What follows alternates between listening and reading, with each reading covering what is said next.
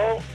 Today, after having my breakfast, I read one of my talking books. I listened to Mass on TV. I played my piano. I had my dinner, and I listened to the classical music on WFCR. And then I listened to your 413 from 3 to 4. And now I'm listening to All Things Considered. I'm calling from Manchester, Connecticut. Thank you very much. Yesterday in the Fabulous 413, we asked what our listeners were doing with their snow day, and thanks to Robert Burke for sending us that voicemail. We also got text from yesterday because, again, we live in the future and now we can get text. So this one says, today's snow day, I am writing my neighbors a thank you postcard for shoveling my driveway. Thanks, Khalees and Monte. Stay cool. And Ian Hodgson in Greenfield, Mass. writes, I love your show. Tonight you asked what we did in our snow day. Well, a little background. My earliest memories were of me sitting in on the folk band my parents were in the early 80s. I was 3 to 5 years old. I grew up listening to John Denver, Peter, Paul and Mary, Dave Mallet, and Gordon Lightfoot. In my late teens, the late 90s, I got into Queen. He continues, then I went to the New World Festival in Randolph, Vermont, around that same time. Heard groups that played traditional Quebecois music. I've been expanding my horizons in a way. 2 years ago, I came across a group called Heilung. They're from Northern Europe. Their music/rituals are based on ancient texts, and in one case, coins found with inscriptions. They describe their work as amplified history, no politics involved. They've learned Pro-Germanic, Proto-Norse, and other Iron and Bronze Age languages. When I get home from work at night, I turn on my smart TV, select YouTube, and watch their videos. I dance around in my living room, and my 2 rescued dogs join in. I was lucky enough to see them in their U.S. tour last year in Worcester, and you should check them out. Thank you for your new program, and I'll be watching Heilung tonight to warm up. That was Heilung that we were playing, and thank you so much to Ian from Greenfield. You can email the fab413@nepm.org anytime, or text or call us right now at 800-639-9120. Especially if you have questions for Congressman Jim McGovern for tomorrow's show, send us those texts or those emails. Or we're in the middle of a fund drive right now. If you've donated to the NEPM fund drive, let us know why you support public media, even if it's in the hopes that you can donate enough to bring classical music back during this hour. I'm Monte Belmonte. I'm Khalees Smith, and this is the Fabulous 413. Happy Women's History Month to you. And also with you. We have a wicked cool array of amazing women to talk with today. Let's start with some music. Sunny War is a bit of a phenom, a folk punk musician who came to blues late. Her heavy lyrics and light guitar style have caught the ears of many, including Allison Russell, David Rawlings, and more, some of whom make an appearance on their 7th album, Anarchist Gospel. She'll be coming to Northampton this weekend as part of the Backporch Festival, and Khalees is a super fan of theirs, and Khalees sat down with her for a chat.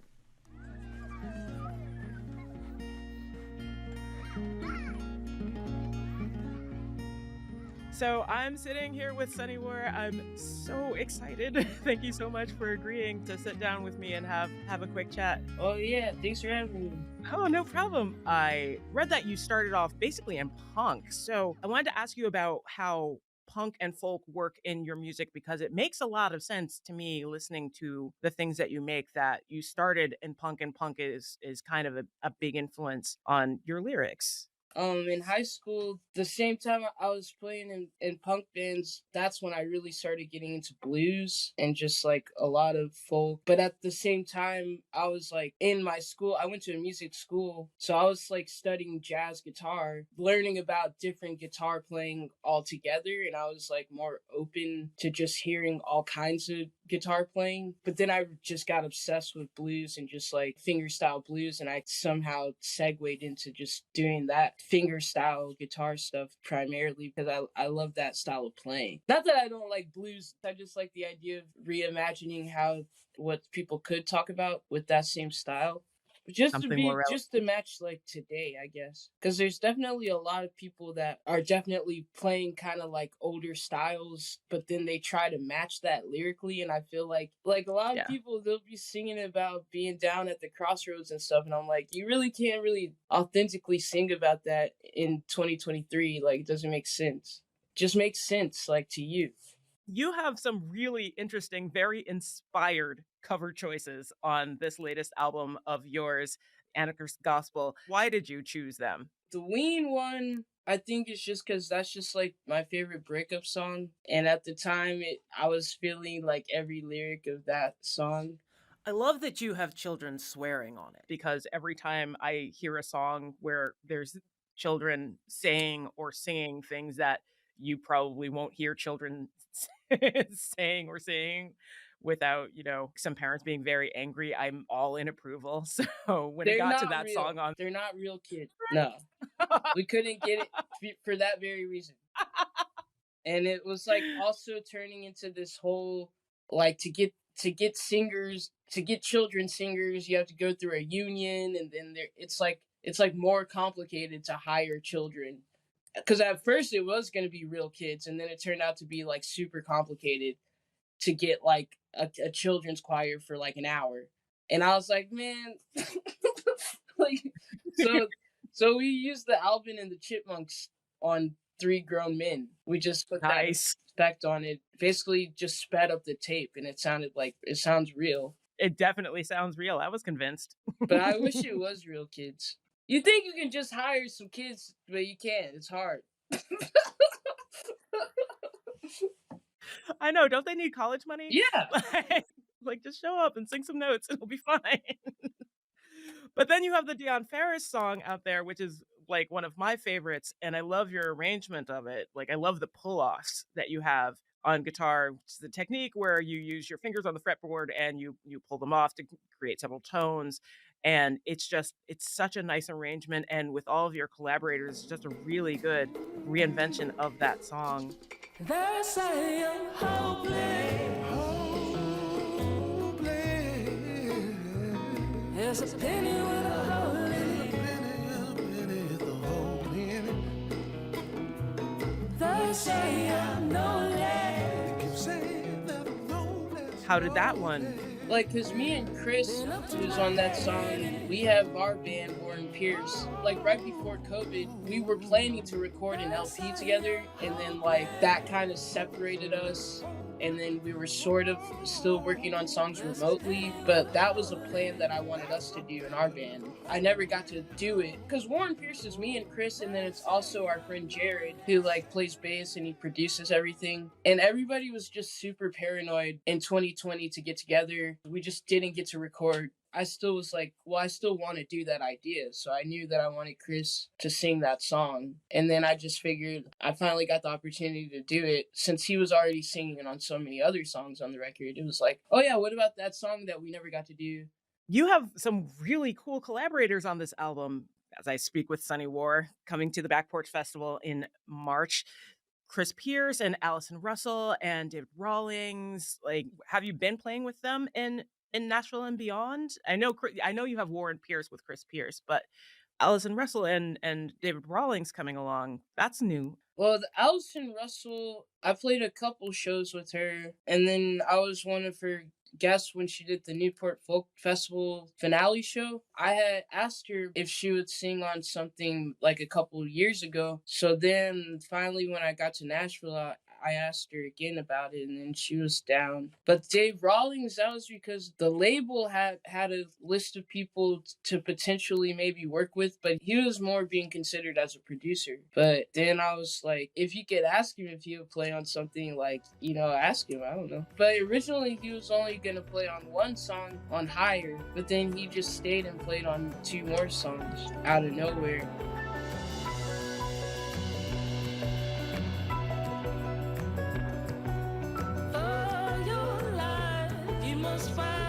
Reach out for your mother's hand.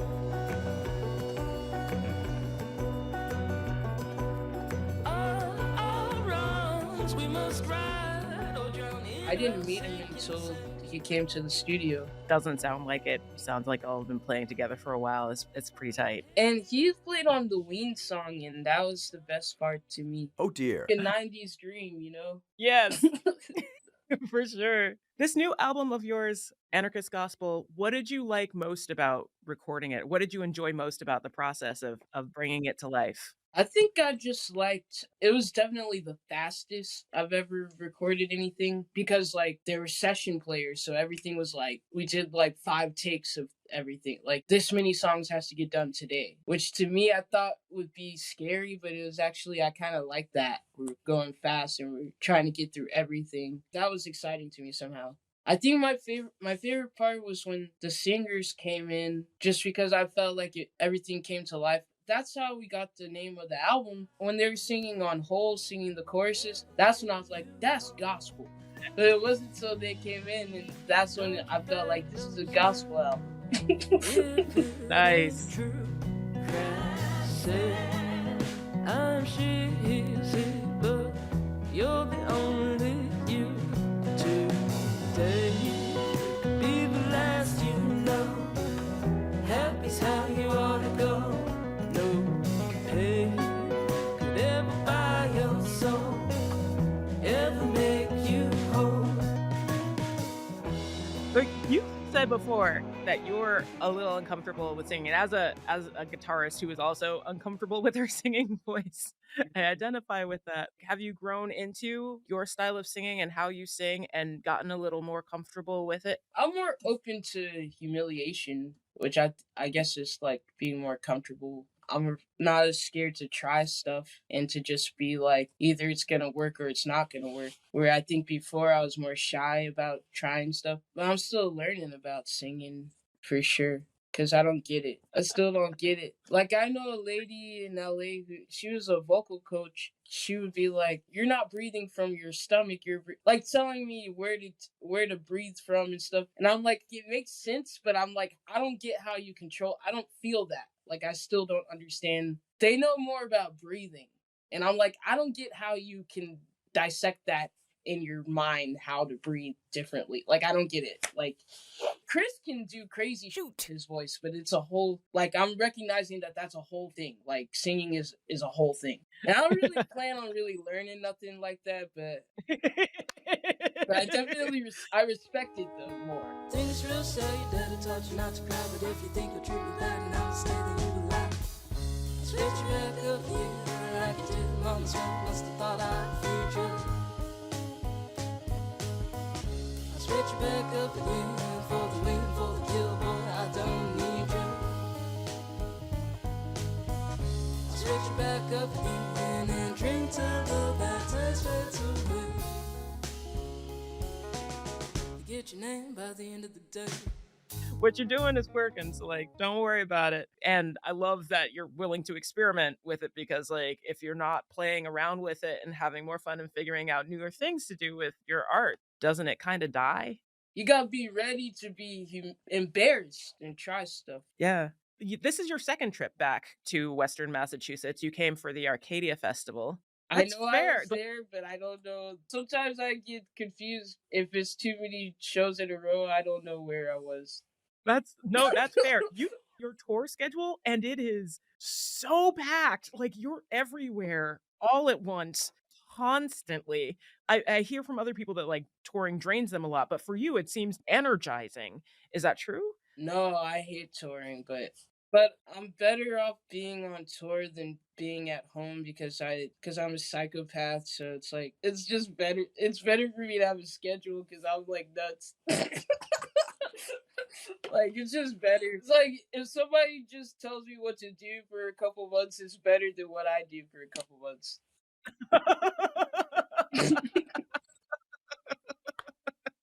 I identify with that, and it's hilarious because when I mentioned to the folks at Signature Sounds that I really wanted to chat with you, they mentioned like, yeah, she came into the festival like no one saw her come in and no one saw her leave, but clearly she was on stage at some point.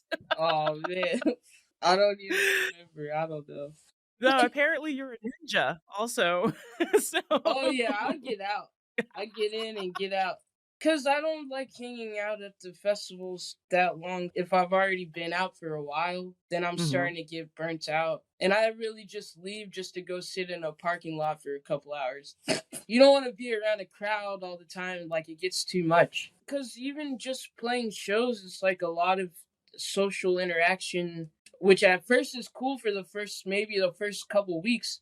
But then you start feeling like, okay, this is not even a natural amount of social life. Like, this is like over the top, and it does feel draining in a way. Because you want to be polite, but sometimes it's like you're saying the same stuff over and over again every day of tour because you're talking to new people, but it's the same conversations over and over again. And it can get like weird. And then you're just sitting in a car all day. So then you're already cranky because of that. It's like, well, I was just in a car for 7 hours. Now I'm trying to be friendly with this stranger who happens to be saying the same thing yesterday's stranger was saying. You know, like you start going crazy a little bit. But it's still a better crazy than being at home. I understand and I appreciate that for sure. Thank you so much for hanging out with me and being open to just chatting about coming to town and playing all of your awesome And I don't hate festivals. I love festivals. The only so you tour you tour a lot, but the only time I get to see you here is like when you come to festivals. I'll be in the best mood. And I will tell people to stay away from your car in the parking lot. Don't go bother her. All right. Thanks again for chatting with me. I hope this was fun for you. All right. Nice talking to you. Thanks for the fantastic album. It really is. It's a delight. Thanks to Sunny War and the folks from Signature Sounds for helping make that conversation happen. You can see Sunny War at the Unitarian Society on Sunday, March 5th as part of the Backporch Festival. Tomorrow on the show, McGoverning with McGovern. Email the fab413@nepm.org. You can text or call us at 800-639-9120 if you have questions for the Congressman. Jim McGovern on tomorrow's show.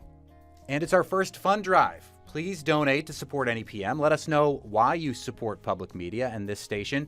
If you donate, and let us know specifically at 800-639-9120 or emailing us at thefab413@nepm.org, I will impersonate Kai Rizdal from Marketplace before the show is over. I've heard it. It's pretty spot on. You're listening to the Fabulous 413 on NEPM.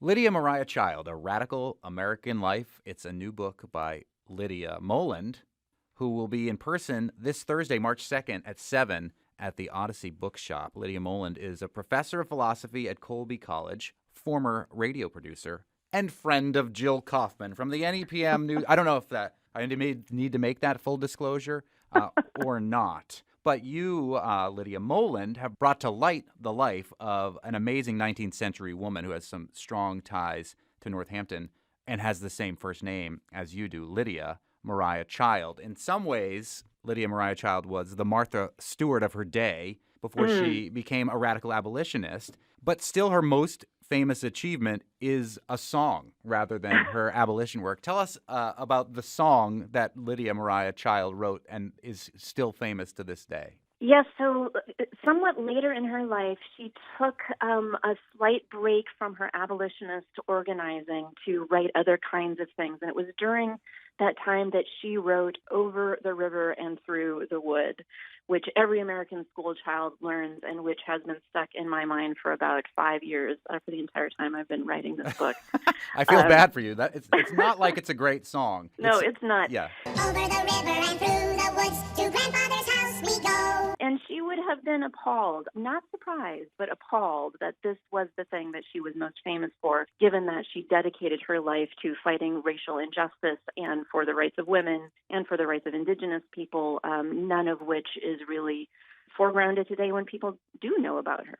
I mentioned that she was sort of the Martha Stewart of her day, and it's sort of like that strange transition Martha Stewart had from being on television to going to jail and then being like best friends with Snoop Dogg. Hey, Martha, pass me that big Easy Reach lighter in that bowl. Bowl of strawberries. Except Martha Stewart has never been as radical as Lydia Maria Child was. Tell us about that transition from the Martha Stewart to the radical abolitionist. Yes, so in 1829, Child published a book called The Frugal American Housewife. And this was a book that was full of recipes, but also house cleaning tips, and also thoughts about how to stuff a mattress with feathers or how to treat a sprained ankle or cure dysentery. And it was also suffused with political principles. So she was very clear that Americans needed to be self-sufficient if the United States was going to be a democracy and not just revert to being an aristocracy, since we just fought a war to try to end that particular form of government. So she was really, throughout the United States, famous, a kind of household name in American kitchens. Housewives late into their middle age would remember how she helped them become adept at having their own kitchens functioning and taking care of their children and everything. And so she was a trusted and beloved name in literature until she converted to abolitionism, which was in 1830 a still absolutely radical commitment to the belief that slavery should end immediately and without compensation to enslavers. Most white people, including in the North, were not remotely near that kind of commitment. People were content to think that slavery was probably a bad thing, but was probably necessary and was probably going away anyway. And besides, agitating about it would threaten the country's unity and economy. But in 1833, Child published a book called An Appeal in Favor of that class of Americans called Africans that was just a full-scale denunciation of slavery and of all of the terrible arguments that people had been using to either not care about it or to support it. So that was really just too much for her readers. They couldn't handle this switch from someone who was helping them know when a pig was fully roasted to telling them that if they didn't fight slavery, they were not living up to American principles. And she lost her readership. She was ostracized, and she and her husband fell into poverty as a result. That didn't stop her. She kept fighting for racial justice for the rest of her life. Speaking with Lydia Moland, who'll be in person on Thursday, March 2nd at 7 at the Odyssey Bookshop in South Hadley, speaking about her new book, Lydia Maria Child, A Radical American Life, a perfect reader for Women's History Month. I was curious in reading your book about her connection to the Harriet Jacobs narrative and some of the claims that she had rewritten it, or how heavy-handed her editing had been. Could you talk a little bit about their relationship and maybe who Harriet Jacobs was to begin with, because her story is really fascinating and sad. Yes. Yeah, so Harriet Jacobs was born enslaved in North Carolina in 1813, and she remained there until her early adulthood when she did escape. She hid in her grandmother's attic for 7 years because it was never safe enough actually to get her out of the state. But finally, at the end of those 7 years, she escaped to the north, got to Philadelphia, and then went further into New York. And at a certain point decided to write her story. And this was something that several formerly enslaved people were doing, most famously Frederick Douglass, but there were almost no women who were writing their stories of enslavement. So she wrote it out. She tried to get it published. Publishers were very wary about this. There was a lot of explicit sexual harassment accounts in it, and also obviously, people in the North were still mostly unwilling to listen to what real enslavement was like. But she did find a publisher who said, I will publish this if you get an introduction from Lydia Maria Child. So Child was a famous enough abolitionist at that point that people trusted her and wanted her to vet this story. So Child enthusiastically agreed to do that. She did everything she could to promote Jacobs' book and find it a publisher. And then, as you say, there are some real questions about the amount of rewriting or editing that she did, perhaps with Jacobs' approval. But did Jacobs really feel like she had a choice? As marginalized as she was by her radicalism, Child still had a lot of power that Jacobs didn't.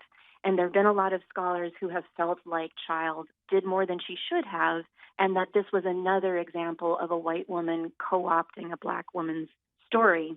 The story gets worse because after both of them died, because the book was published pseudonymously, people forgot that Harriet Jacobs had even existed.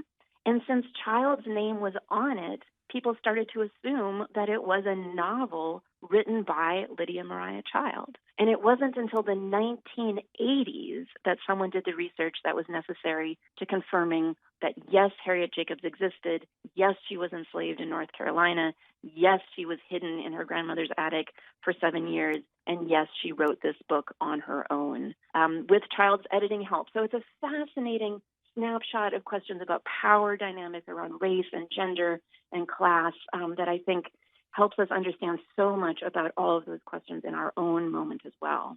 It reminds me quite a bit of the recent discovery of the rewrite of Sojourner Truth's Ain't I a Woman speech. Yeah, there are really interesting parallels there, including how both of these women's stories were rewritten in order to be more palatable to white audiences, and specifically to the white women whose sympathy was crucial for them to be able to get their message out as well.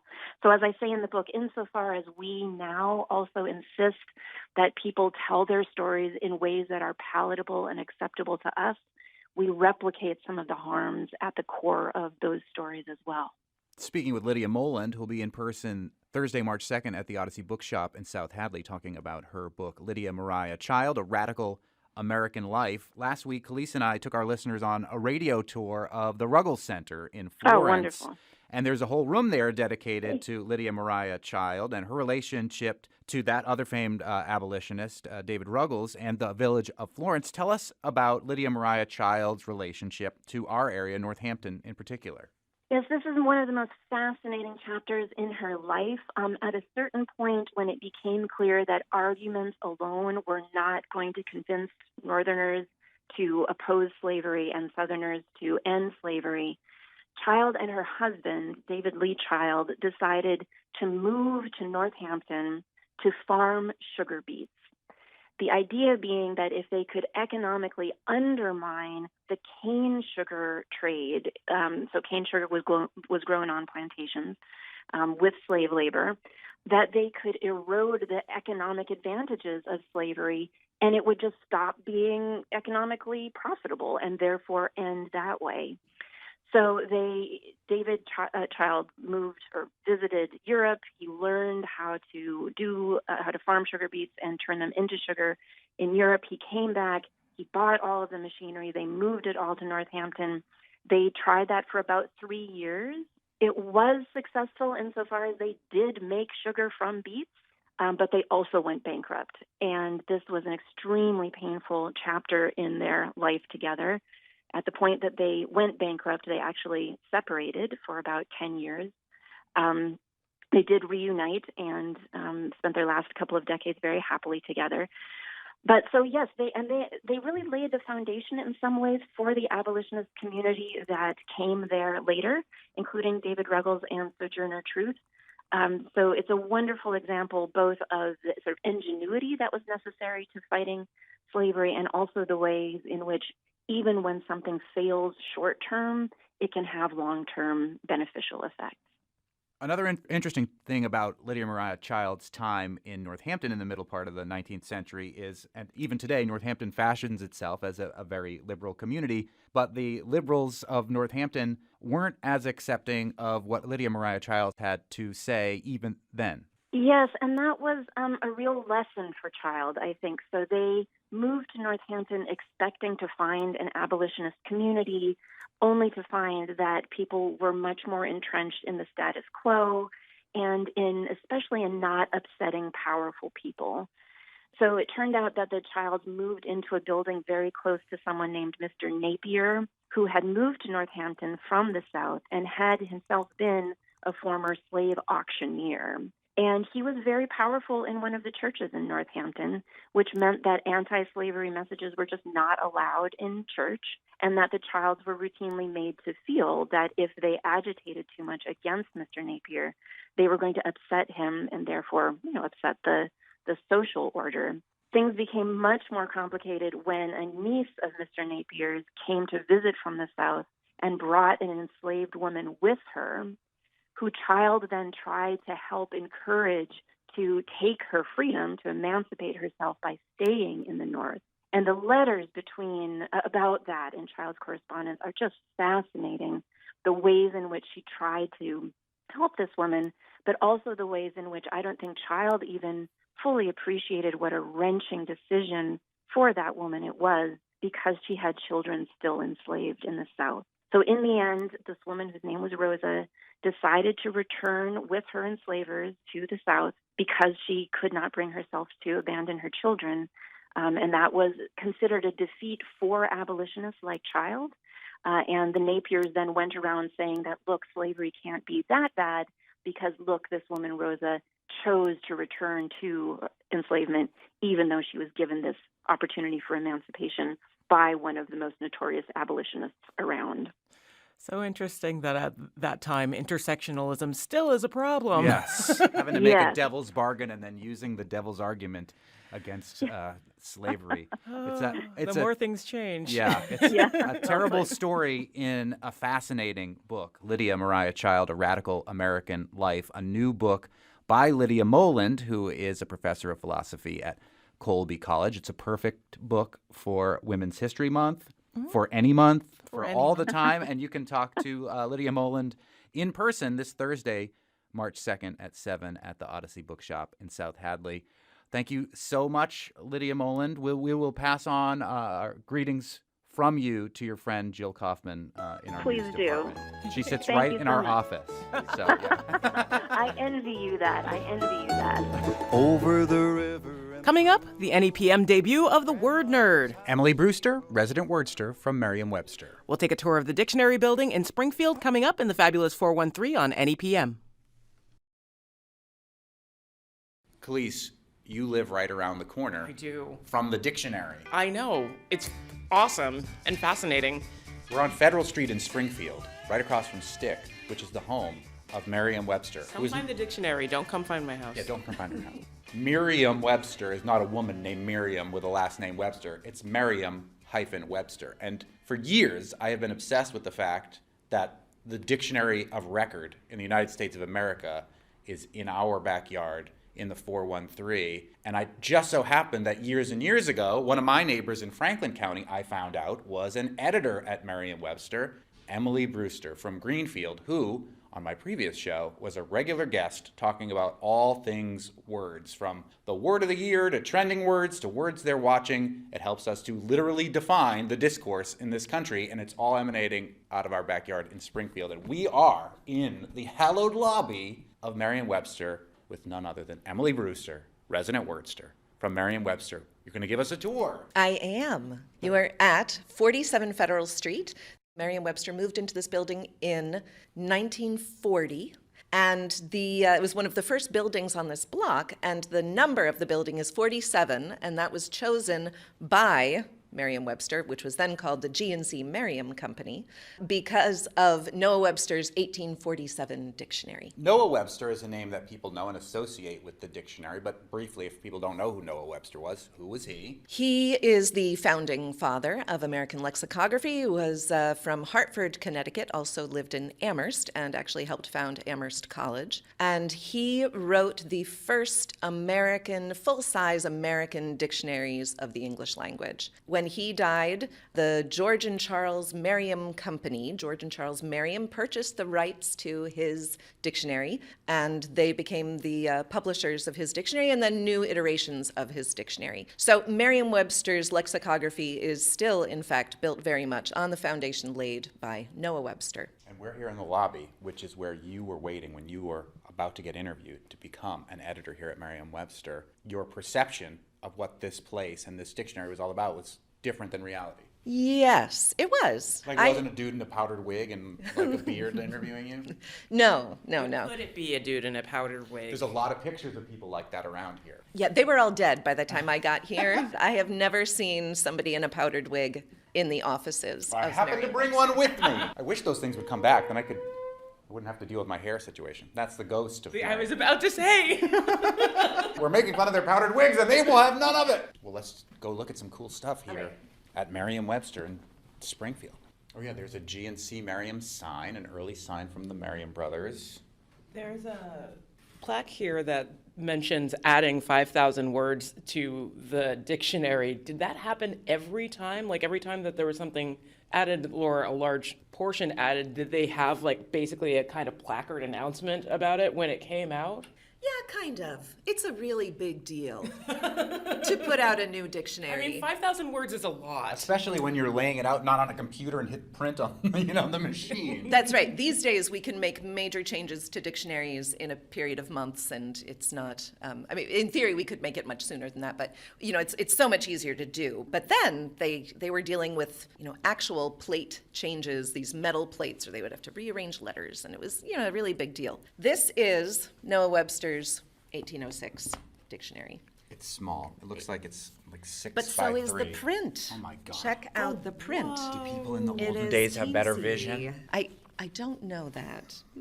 I couldn't read one word of that dictionary. Yeah, it's very tight. Now, the amazing thing to me about this dictionary and all of Noah Webster's dictionaries, and speaking as a lexicographer who's been working as a part of a team of lexicographers for 20 years now, is that he did this almost entirely single-handedly. Wow. And spelling was a big part of Noah Webster's thing. Before he published dictionaries, he published the Blue Back Spellers. And they were spelling books that were made to be used in schools to teach kids how to spell. He sold millions and millions of copies at a time when there were, actually only, I think, like 13 million people in the entire country. He also wanted to change the way we did spelling in this country, right? Yes, and he did. In most cases, he wasn't fully inventing the new spellings, but by including them in his dictionaries, he was codifying them. Yeah, and some of them really became established and others did not. Like what did? Well, like center within, all those ERRE, the British theater. RE, theater. Right. Yeah. And what ones didn't stick that he was hoping for? Well, he wanted ache to be spelled AKE, which would be so nice if it were. Yeah, right. Like it would make the aching a little bit less, I think, Yeah. if it were easier to spell, but it's not. Soup, he wanted to be SOOP. All that makes sense. Yeah. Women, WIMMIN. Oh, I think a lot of people could get behind that spelling. Yeah. They're already changing the spelling again. Yeah. The interesting thing about the spelling we do have for women, though, is that I believe it is the only word in the English language where the letter O says I. Right. Yeah. In here, there is Cabinet of Curiosities here at Merriam-Webster in Springfield with Emily Brewster, resident wordster from Merriam-Webster. These are cute. Webster's New Handy Dictionary. This is like a cut-down portable version of a dictionary. In the history of lexicography, there has been a challenge as we have moved from that 1806 dictionary to the 1828. It's 2 volumes. Mm-hmm. It's like this. This was the next version. Like this a thing big right fat here. dictionary like you think of when you think of a dictionary. Yeah. Mm-hmm. And in this case, it was 2 volumes because that's just much easier to actually print. But this book is not portable or affordable. It just isn't. Mm-hmm. So when George and Charles Merriam bought the rights to Noah Webster's dictionary, one of the really smart business moves that they made was to cut it down and to get it into a single volume and to lower the price dramatically. The abridged dictionary. Well, it actually, it covered the same vocabulary. Wow. So it was cut down in other ways. And there are lots of tricks that dictionary makers know to ensure that something is smaller. So you can see there are big margins here, right? You can you tighten things up. You revise your definitions so that they are shorter phrases. And throughout the history of lexicography, really until this current century, it has always been really important to the lexicographer to keep everything as concise as you possibly can. Because the language is never shrinking. It's always expanding, and you always want to explain as well as you can, but you have to constantly be fighting that impulse for expansiveness with the need to keep things portable and affordable. Mm-hmm. But in this century, we don't have to do that anymore because an electronic medium is actually the perfect venue for any kind of reference work. That's why, like, every year there's a press release that Merriam-Webster from here in Springfield has like 800 new words that have been added to the dictionary that year or what have you. Yeah. And now we can put in usage notes and we can put in lots of examples. I mean, we can just go on and on. One thing that's amazing too, Emily Brewster, is that Merriam-Webster's online dictionary is free, and that's part of what saved the economic base of the dictionary, right? The fact that you at Merriam-Webster rolled out there with the first free dictionary kind of was a game changer. I wasn't around when that decision was made, but I know that it felt risky at the time, right? To put this content that costs us a lot to put together, to put it online for free. But that decision was made by John Morse, the president of Merriam-Webster at the time, and it was definitely a very, very, very wise decision. Because rather quickly, some other dictionaries of note basically folded or were incorporated into other bigger dictionaries, right? Well, it was a longer process than that, but the dictionary business has always been pretty small. It's very expensive to write dictionaries. It takes a lot of effort. People have to be specially trained, and and you can't get a degree in it. In writing dictionaries? Yeah, there's so no degree lexicography degree. Huh, what's your degree in that?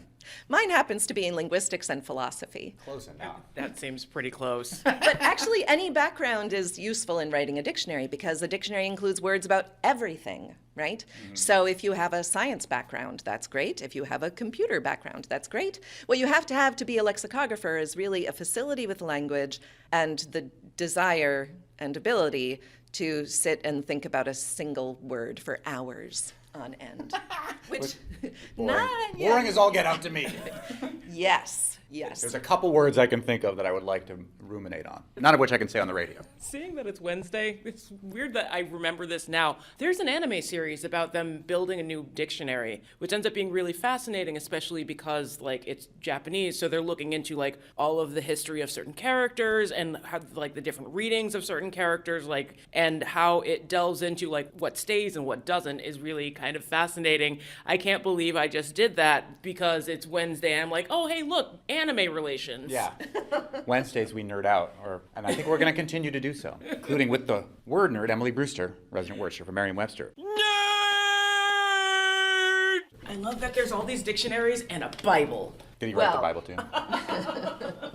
No, but he thought it was incredibly important. And here's an interesting fact. The Collegiate Dictionary has sold, in its history, and the first one was 1898, the Collegiate Dictionary has sold more copies than any other book besides the Bible. We're number 2. Go Springfield! Popping in here, we're going to go upstairs next, but I meant to grab these for you before you arrived.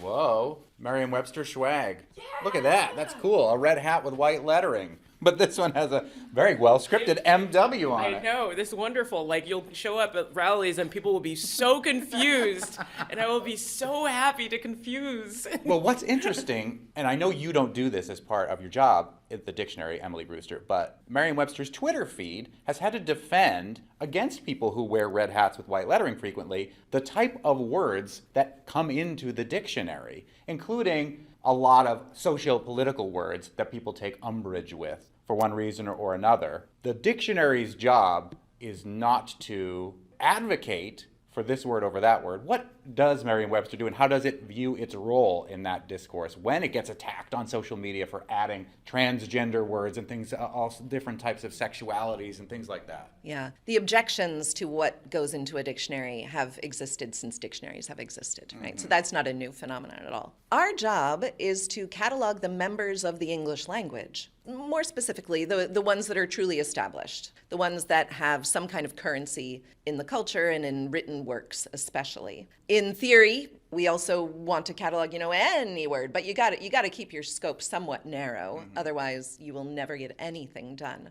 But right, by entering a word, we're not advocating that anybody use this word. The dictionary is a safe place to find out what words mean. So there are all kinds of terrible words in dictionaries, words that my children are not allowed to use, mm-hmm. Especially slurs, for example, right? You may not call this person this. Here's where you can go to find out what that word means. Right. If somebody calls you that, this is what they're saying, mm-hmm. right? So a dictionary's job is definitely to tell people about the words that they're going to encounter when they're out and about, and what those words mean and how they're used and what kinds of connotations they have in some cases. So that's our job. How do you decide to separate the wheat from the chaff, as it were? when it comes to words. Not every single word that gets used on Twitter goes right into the dictionary. What's the process by which a word gets in there? We're looking for evidence that a word is established, and we do that by looking at where it's found. So if it's only been found in newspapers in the past 3 weeks, it's not going to be entered. But if Unless it's like COVID-19, that one, land speed record. 34 days, yes, yes. And that is the fastest that any word has ever made it from coinage to publication in our dictionaries. But if you looked at where it was being used, the fact that the World Health Organization put out a press release and that there were major implications of this disease around the world, it was very clearly a word that was not going anywhere. Yeah. Before COVID-19 got into the dictionary, the word that did it most quickly was AIDS. Wow. So similarly, a word that has kind of its pedigree is clear, the reason for its existence is clear, its staying power is very apparent. Even if a cure had been found in a short period of time, it had already made such an impact on so many people's lives that it was undeniably a word that was fully established in the language just very, very quickly. So what you're saying is that illnesses get fast-tracked. I hope no more words get into the dictionary that fast. Yeah. Like, maybe some miraculous kind of source of energy that has no downsides whatsoever. That I'm for. Yeah, absolutely. Yeah. Bring us cold fusion. I bet that's already in the dictionary. Yeah. More of our tour of Merriam-Webster in Springfield next Wednesday on the show. Did you donate to the NEPM fund drive yet? Text us and let us know why New England Public Media is important to you at 800-639-9120. You can tell us which Sanditon character you think we are. You're listening to the Fabulous 413 on NEPM.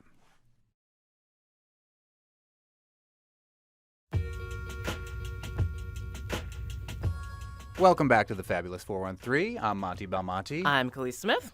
Let's dig into the email bag. It's exciting to hear that Monte has moved from WHMP WRSI to NEPM, all my favorite Western Mass radio stations. Will he still be covering the Northampton Spelling Bee? Hopefully he will continue Monte's march. By the way, I believe the Loud Music Festival was purchased by WBCN, the famous Boston radio station, and they moved the festival to Boston. It died out a few short years later. People in Northampton created the Louder Festival to replace it. It also died out after a short run. Thank you. That was from Brian. That was in reference to our conversation with Jim Olson about the Backporch Music Festival, which is taking over Northampton this weekend. And the answer to his other questions are yes and yes. And the other end of the spectrum, I enjoy much of NEPM's programming, and I appreciate the idea and goals of the Fabulous 413, perhaps targeting a younger demographic. However, thus far, I am not a fan. Seems a bit superficial and shallow, catering to too diffuse of an audience. Also, it seems that whenever I sign in to listen, the story is about music, and music with a pretty limited fan base. I had hoped for something more along the lines of Vermont Edition or Brave Little State on Vermont Public. Sincerely, Craig Wells. Craig, I'm not sure how old you are. I'm 45. Khalees is almost the same age. We're interested in those things, so if you're calling us the younger demographic, thank you. Also, if I have the opportunity to talk to a young black woman in folk, I am going to take it. Gary says, a little over 20 years ago, I switched from commercial radio to 88.5 in my office. Everyone laughed and said, let's see how long this lasts. I work 8 a.m. to 4 p.m. and have been so accustomed to classical music that now at 3 p.m. I find myself closing down for the day, thinking all things considered has started. I hope it does not take another 20 years for me to adjust the Fabulous 413. We hope so, too. That's an email from Gary, who I did find sent me over a dozen emails at my commercial radio station email address in the year 2022. So maybe he turned on 88.5 at 8 o'clock, and we're glad to have Gary back on here. We did have a request from James to say, so Criterion, the Criterion movie collection, has a Michelle Yeoh collection this month. Be still my Discuss, heart. s'il vous plaît.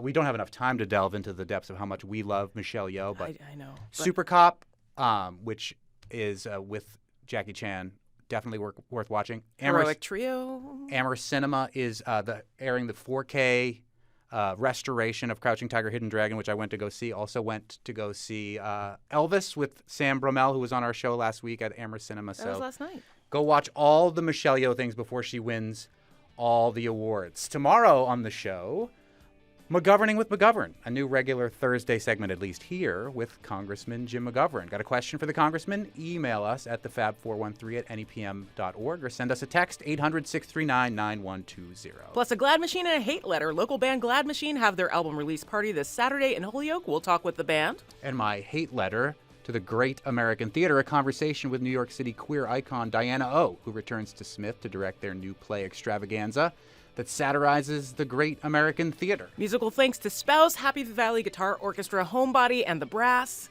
Our director is Tony Dunn, who is our knight in shining armor. Our engineer is Betsy Cordes, and secret food critic, Her baby loves pizza. Our technical team is Kara Foster, Bart Rankin, and Punk Rock Dubé. I'm Monte Belmonte. I'm Khalees Smith. See you tomorrow in the Fabulous 413.